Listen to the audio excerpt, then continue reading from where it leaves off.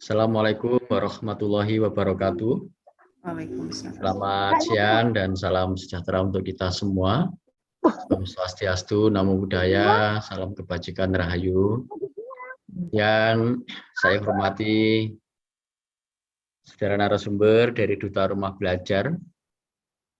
Yang saya hormati saudara Kasubag Tata Usaha. Dan yang saya banggakan, Bapak Ibu Guru yang masih setia untuk ikut kegiatan Enggang Benuanta. Ini sudah episode keberapa ya? 43 kali ya? 43, Pak. Ya, 43. Ya, puji syukur Alhamdulillah hari ini kita masih dianugerahi kesehatan. Dan saya berharap guru-guru kita tetap istiqomah ya. Tidak bosan, tidak berkeluh kesah, tapi tetap dengan kecintaan dan kesabaran untuk selalu mendampingi anak-anak kita, karena memang yang membedakan kita dengan orang lain itu adalah cinta dan kesabaran. Kalau pengetahuan, mungkin kita kalah dengan Google ya. Atau keakuratan, mungkin kita kalah dengan Google. Bahkan kesabaran pun kita kalah dengan Google. Google itu sabar. Karena Google itu diputar berkali-kali itu nggak berubah. Tetap istiqomah. Tapi kalau guru itu disuruh menerangkan ulang gitu, ditanya sama gurunya, muridnya bertanya suruh ulang itu 2 kali itu sudah berubah itu. Dari wajahnya ceria jadi cemberut gitu. Nanti kita berharap Bapak Ibu sekalian tetap menjadi inkubator yang menghangatkan suasana belajar di kelas-kelas kita, dan harapan itu yang nanti akan membawa masa depan, karena kita ingin agar satuan-satuan pendidikan kita itu menjadi tempat-tempat yang menyenangkan, di mana anak-anak bisa mendapatkan bimbingan dari orang-orang dewasa yang bijaksana, sehingga nanti kelak dia akan menjadi orang-orang yang penuh kebajikan atau kebijakan gitu ya. Ini yang menjadi cita-cita kita Bapak Ibu sekalian. Jadi pendidikan Indonesia sekarang harus mulai melakukan perubahan-perubahan, bahwa pendidikan itu sebenarnya tujuan utamanya adalah menjadikan manusia-manusia yang kelak dia bisa hidup secara manusia dengan unsur-unsur kemanusiaannya yang bisa berkontribusi dalam kehidupan manusia ya. Ini yang paling penting. Karena apapun tidak ada gunanya kalau ternyata dia nanti tidak menjadi manusia yang bermanfaat bagi manusia lain. Ini tugas utama kita ya Bapak Ibu sekalian. Jadi kita ingin agar anak didik kita itu dengan perangkat unsur kemanusiaannya bisa berkembang secara maksimal supaya menjadi pribadi-pribadi yang memiliki kematangan spiritual, yaitu beriman dan bertakwa kepada Tuhan Yang Maha Esa, memiliki kematangan sosial, yaitu berakhlak mulia, memiliki kematangan mental, yaitu berilmu, memiliki kematangan jasmani, yaitu sehat, gitu, ya, dan juga memiliki kematangan berpikir kritis, ya, keterampilan untuk hidup secara mandiri, tidak menjadi beban orang lain, dan juga dia memiliki kecakapan, ya, dalam membangun relasi hubungan kehidupan bersama orang lain yang kita amanai sebagai demokratis dan tanggung jawab. Itu yang harus terus diikhtiarkan ya Bapak Ibu sekalian. Itu yang harus diikhtiarkan. Jadi Bapak Ibu jangan berpikir seperti yang dulu-dulu, hanya fokusnya pada materi pelajaran. Bahkan kita berpikir bahwa materi pelajaran itu jauh lebih penting daripada manusianya. Zaman dulu ya. Jadi kalau Bapak Ibu melihat murid-muridnya nggak bisa nangkap pelajaran, itu mesti gelisah, marah, dan tanpa disadari, Bapak Ibu telah mulai menggeser kepentingan untuk mendidik anak-anak menjadi kepentingan untuk penuntasan konten materi pelajaran. Ini terbalik Bapak Ibu sekalian, karena sesungguhnya materi pelajaran yang Bapak Ibu ajarkan itu harus memberikan kemaslahatan bagi kehidupan peserta didik. Apakah dengan pengetahuan yang Bapak Ibu ajarkan atau keterampilan-keterampilan yang Bapak Ibu ajarkan itu, selalu berpikirlah untuk kepentingan peserta didik, kira-kira peserta didik nanti memperoleh maslahat apa dari pengetahuan yang saya ajarkan ini. Kalau tidak ada, mestinya nggak perlu diajarkan. Ya, mestinya nggak perlu diajarkan, karena kurikulumnya itu yang terpenting, yang membuat itu sebenarnya Bapak Ibu sendiri. Bahkan kurikulum sendiri pun itu menghamba atau mengabdi pada kepentingan peserta didik. Gitu ya. Jadi jangan sampai nanti terbalik. Pak ini Pak materinya pas capaian kompetensinya ini. Ya capaian kompetensi itu kalau tidak bisa nggak perlu dicapai dulu, karena sekarang itu capaian pembelajaran anak-anak itu nggak dihitung berdasarkan tatap muka, tapi berdasarkan 1 tahun. Ya, bahkan ada dalam satu fase itu bisa 2 tahun. Jadi nggak apa-apa, lompat-lompat juga nggak apa-apa.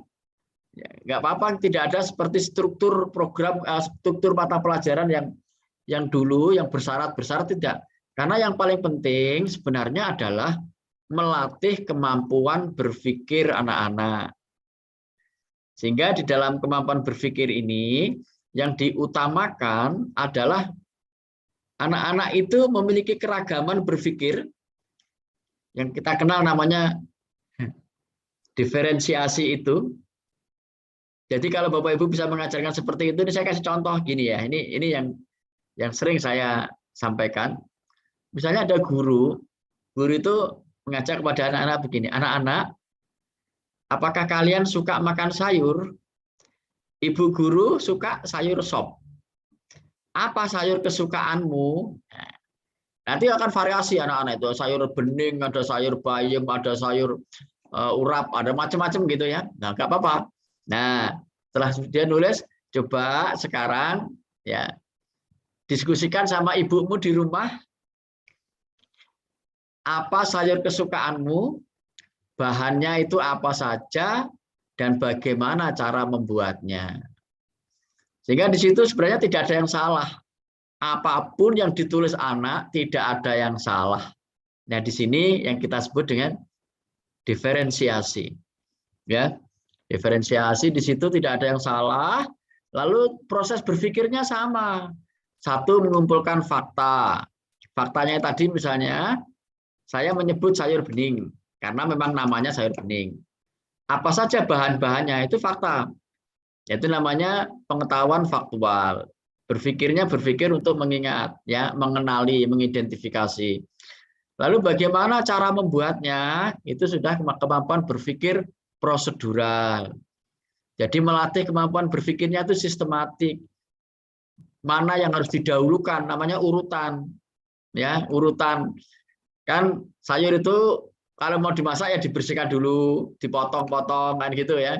Baru nanti airnya direbus terus dimasukkan begitu. Ya, itu namanya urutan, urut-urutan cara berpikirnya.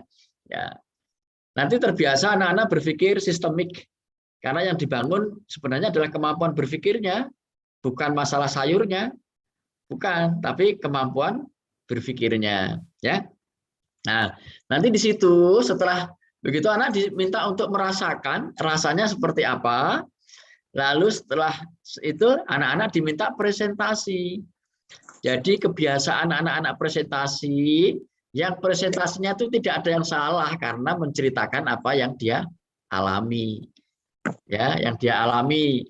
Dan bisa berbeda-beda ceritanya, tapi semuanya benar. Nah, guru nanti tinggal memberikan penguatan, ya. Penguatan-penguatan itu terkait dengan kemampuan mereka, bukan menyalahkan. Misalnya cara bicaranya yang kurang bagus itu diajari, Mak. Kalau bicara itu sampaikan dulu kepada teman-temanmu permintaan maaf, izinkan saya untuk berbicara. Lalu kalau mau mendebat temanmu, mau usul misalnya, kamu boleh katakan, maaf saya ada pemikiran yang berbeda, tapi bisa jadi yang saya pikirkan salah. Itu yang harus kita perbaiki. Pola-pola hubungan seperti ini yang kita perbaiki, ya. Cara berbicara, cara menghargai orang lain, cara meyakinkan orang lain, ya. Ini semua nanti akan terbiasa, terproses di dalam pikiran anak-anak. Itu yang paling penting Bapak Ibu sekalian, bukan materi pelajaran ya. Materi pelajaran enggak, tapi melatih kemampuan berpikir anak-anak. Karena itu memang anak-anak itu memang berbeda, tidak ada yang sama. Jadi menyamakan anak-anak itu sebagai pengingkaran atas realita yang dikehendaki oleh Tuhan. Dan disebut makhluk individu itu artinya memang dia tidak ada yang menyamainya. Bahkan saudara kembar pun satu telur itu ternyata ada perbedaannya, nggak bisa sama plek gitu. Ya, ada perbedaannya. Dan karena itulah berikanlah jalan kepada mereka dengan perbedaan-perbedaan itu. Tugas kita ini bukan anak menguasai materi pelajaran lalu kita uji dengan ujian yang sama, bukan. Tapi menilai kemampuan berpikirnya anak. Kalau Bapak Ibu lihat capaian-capaian pembelajaran di kurikulum Merdeka itu sifatnya generik, tidak ada yang spesifik, ya. Sifatnya generik, tidak ada yang spesifik. Jadi disitulah saya berharap betul Bapak Ibu sekalian supaya kita melakukan perubahan-perubahan, karena hanya dengan cara seperti ini kita akan melihat kesempatan anak-anak itu berkembang secara maksimal. Dan kelak dia akan tumbuh menjadi manusia-manusia yang bisa berkontribusi di dalam lingkungannya, di dalam kehidupan yang lebih besar.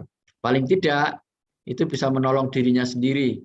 Kalau dia bisa menolong dirinya sendiri, dia tidak akan menjadi beban bagi orang lain.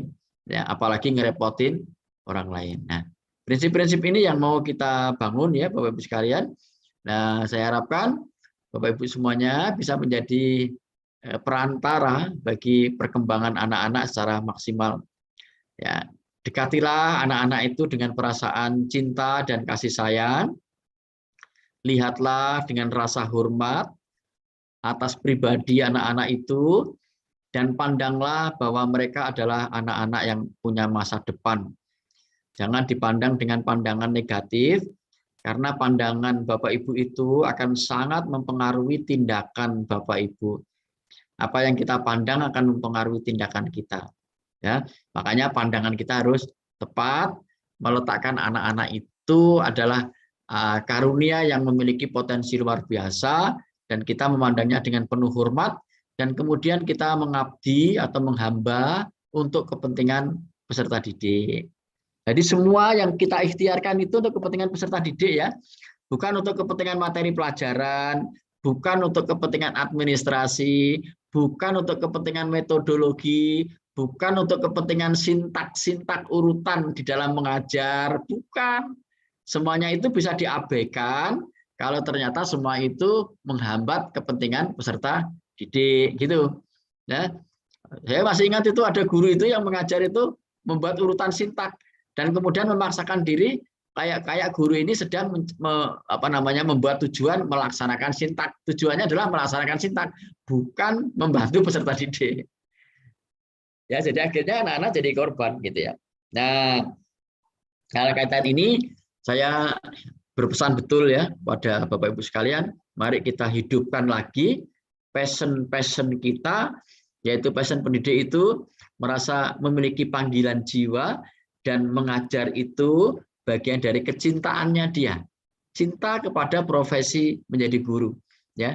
Dan passionnya itu akan selalu muncul untuk selalu ingin berpikir agar anak-anak itu mendapatkan kesempatan yang terbaik ya. Jadi yang difikirkan itu anak-anak terus ya, peserta didik itu terus difikirkan. Jadi ada cerita itu, ada seorang guru yang dia minta kepada muridnya, ketua kelasnya itu dimintain, nak, coba kamu catati teman-temanmu yang nakal-nakalin. Tapi pikirannya ketua kelas itu sewenang, ya kapok temanku yang nakal, tak catat, tak laporkan gurunya, karena memang diminta. Pikiran dia, anak yang nakal itu pasti nanti akan dihukum, pasti akan dihukum. setelah ditunggu sehari, 2 hari, 3 hari, kok gurunya nggak menghukum. Ini ketua kelasnya itu menghadap, Pak, kemarin kan Bapak minta daftar nama-nama murid yang nakal-nakal. Itu sudah saya kasihkan kok, nggak diapa-apain, Pak. Gurunya itu tersenyum. Jadi memang terbiasa bahwa kalau ada anak nakal itu dihukum. Ini sebenarnya sekolah itu bukan lembaga pengadilan, tapi sekolah itu lembaga pembimbingan, ya. Dan menghukumnya dengan mendorong rasa tanggung jawab, bukan menghukum dengan hukuman yang diberikan oleh gurunya. Jadi kalau bisa anak-anak itu terhukum, dia dihukum oleh dirinya sendiri, bukan dihukum oleh gurunya atau dihukum oleh orang lain. Ternyata guru itu mengatakan begini, loh, Bapak itu minta nama-nama temanmu yang nakal, itu bukan untuk dihukum. Tapi selesai sholat, Bapak selalu kirimkan doa untuk anak-anak yang masuk kategori nakal-nakal itu.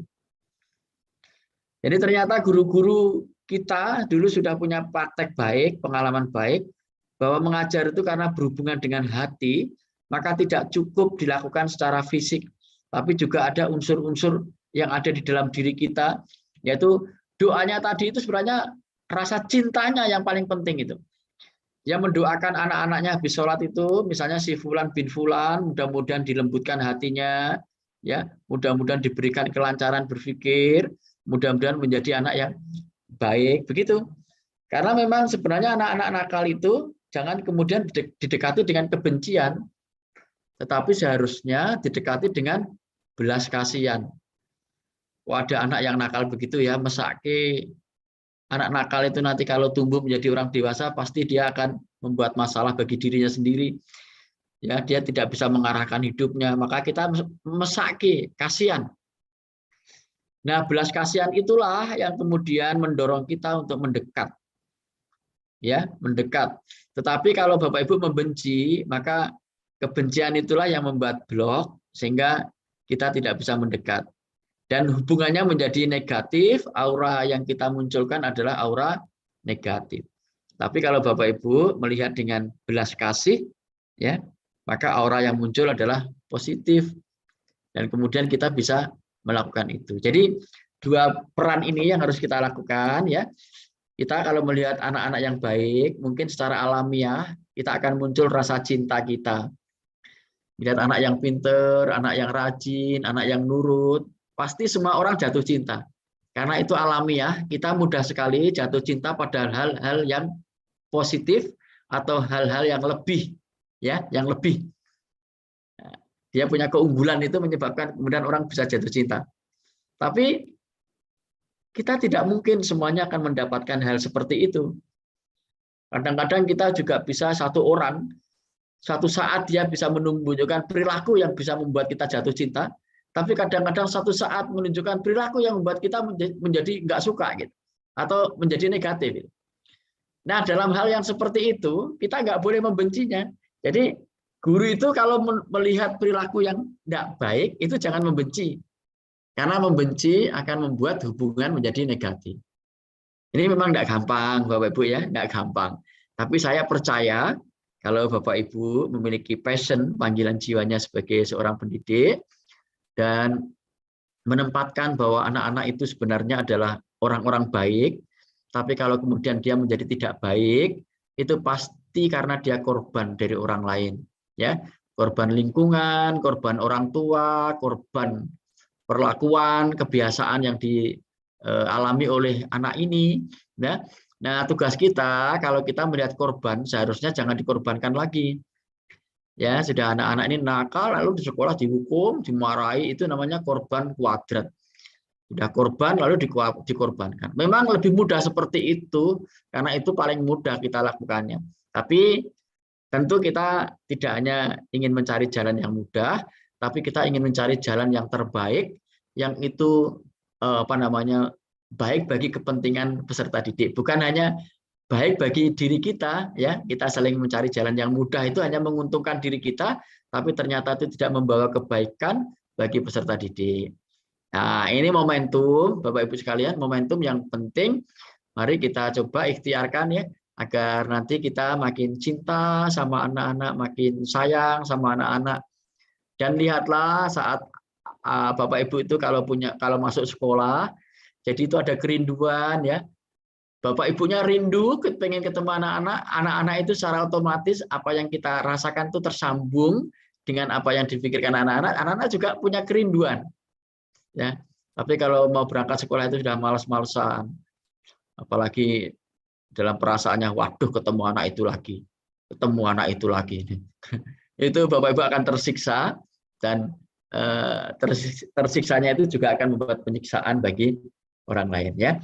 Jadi mohon Bapak Ibu sekalian, dalam momentum Merdeka Belajar ini harus kita gunakan agar kesempatan terbaik untuk kita berikan kepada anak-anak kita.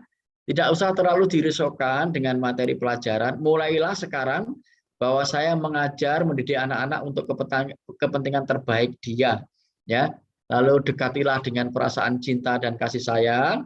Mulailah memperlakukan mereka dengan kebaikan-kebaikan, dan biasakanlah untuk memulai perilaku mereka untuk melalui baik, tapi dengan cinta dan kasih sayang. Ya, tidak boleh sedikit pun guru-guru kita menunjukkan kebencian, tidak boleh. Tidak boleh ada rasa benci, tidak boleh juga ada perasaan dongkol. Jadi harus memiliki kebesaran jiwa. Ya, ya. Saya kira itu teman-teman sekalian, kami bangga betul dengan guru-guru di Kaltara.